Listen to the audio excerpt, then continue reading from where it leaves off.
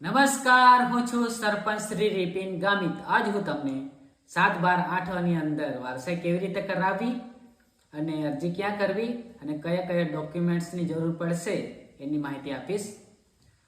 તમારા 7/12/8 ની અંદર જે નામો છે એમાંથી કોઈ વ્યક્તિ મૃત્યુ પામે તો એમના વારસદાર તરીકે કોઈ પણ એક વ્યક્તિ અરજી કરી શકે છે, જેના પુરાવા છે આધાર કાર્ડ, 7/12/8 ની નકલ, મરણનો દાખલો અને પેઢીનામું.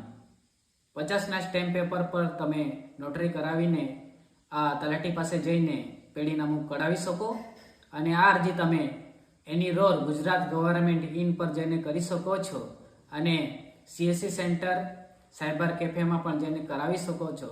અને ખાસ નોંધ, હયાતી અંગેનું પેઢીનામું જો તમારા માતા પિતા, દાદા દાદી હયાત હોય તો પણ તમે વારસાઈ કરાવી શકો. એ માટે હયાતીનું પેઢીનામું તમે રજૂ કરી શકો છો. આ ખાસ નોંધ લેવી. આ વિડીયોને તમે વધારે ને વધારે શેર કરો, જેથી કરીને જે ખેડૂતો છે જે વારસાઈ બાકી છે એવો વારસાઈ કરાવી શકે અને પશુપાલનની લગતી યોજનાઓ, ખેતીવાડીને લગતી યોજનાઓનો લાભ ઉઠાવી શકે. એ માટે આ વિડીયો તમે તમારા ખેડૂત ભાઈઓ બહેનોને મોકલાવો, જેથી કરીને એવો આ યોજનાઓનો લાભ લઈ શકે. ધન્યવાદ.